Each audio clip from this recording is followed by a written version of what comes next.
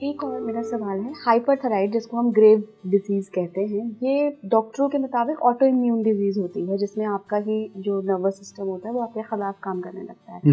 तो गुरुजी ये भी क्या मतलब ग्रहों से जुड़ा हुआ है? क्योंकि हम इसमें लाइफस्टाइल का तो कोई सीन नहीं है, आपका तो ऑलरेडी नर्वस सिस्टम आपके ही खिलाफ काम कर रहा है, तब ग्रह क्या आते हैं सीन में? बिल्कुल, चंद्रमा और मंगल। हम चंद्रमा और मंगल को देखकर ये देख लेते हैं कि इसमें अमिग्डाला का रोल कितना है और अमिग्डाला फला व्यक्ति का कैसा है। और ये मैंने कहा ना, एक छोटा सा बच्चा एक दिन का, और आप उसके 100 साल तक की कुंडली बना सकते हैं और बता सकते हैं कि ये डिजीज होगी कि नहीं होगी।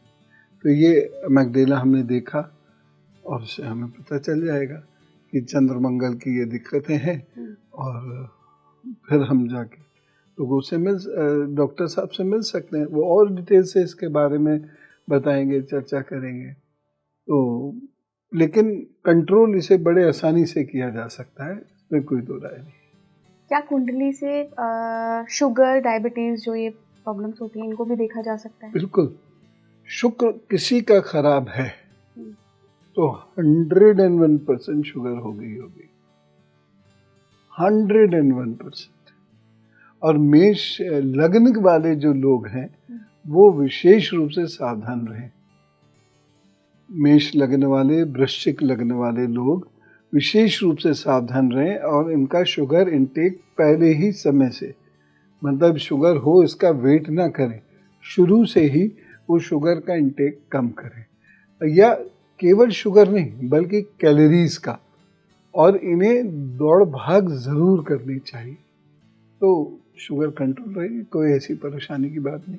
शुक्र खराब मतलब गुरुजी शुक्र पीड़ित हो या शत्रु ग्रह में बैठा हो, क्या मतलब है? हाँ, शुक्र का मतलब ये है कि अगर किसी का शुक्र 6ठे भाव में है, 7वें भाव में है, 8वें भाव में है, ठीक है, यहाँ पर यदि शुक्र है तो फिर ये शुगर देता है। या शुक्र चंद्रमा के साथ है तो ये शुगर देगा ही देगा, चाहे किसी भाव में हो।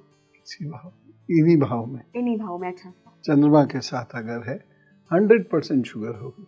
शुक्र के लिए रेमेडी करें या फिर शुगर के लिए रेमेडी? शुगर के लिए शुक्र की रेमेडी साथ में कर सकते हैं, लेकिन रेमेडी अगर हम करते हैं शुगर के लिए, जैसे कैलोरी बर्न करना, कोई रत्न पहनने से कैलोरी बर्न नहीं होती है, तो कैलोरी बर्न हमें करना है।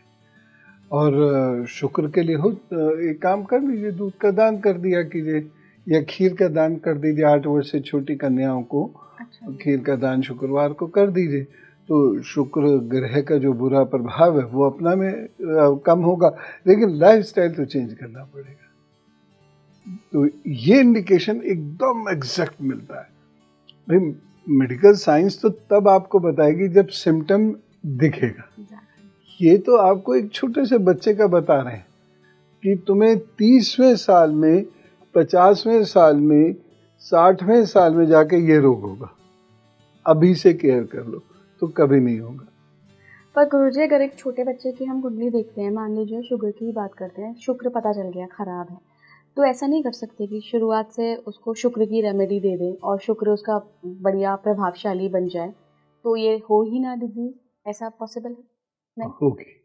आप रेमेडी कराए, क्योंकि जो शुगर है वो शुक्र की वजह से नहीं हुई, शुक्र बता रहा है कि शुगर हो सकती है ना। ये प्लैनेट्स जो हैं ये इंडिकेटर्स हैं, कॉज नहीं है।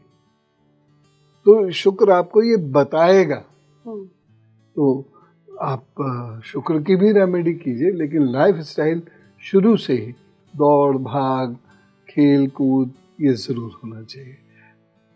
गुरुजी सर्वाइकल पेन जो आजकल ज़्यादातर वर्किंग विमेन, मेन सब में बहुत कॉमन है, तो इसके लिए कौन सा ग्रह जिम्मेदार है? मंगल और शनि।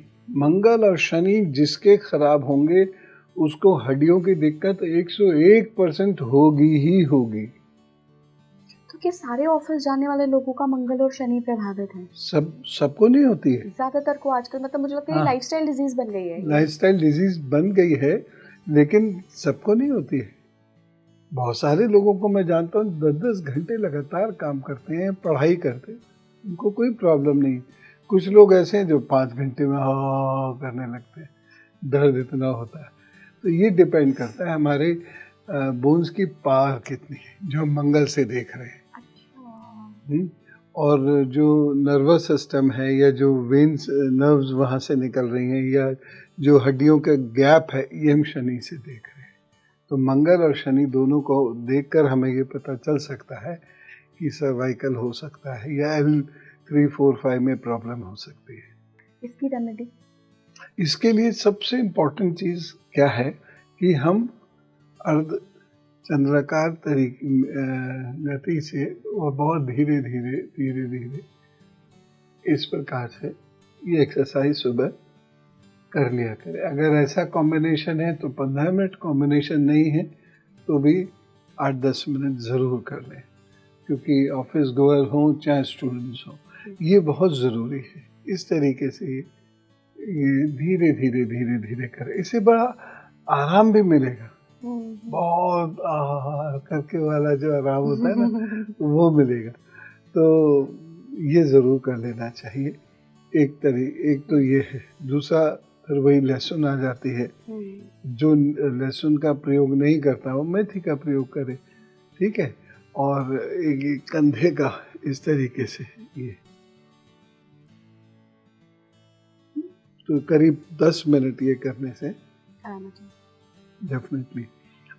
एक चीज मैं और कहना चाहूँगा, ऐसे लोगों को बहुत ठंडे पानी से नहाने से बचना चाहिए।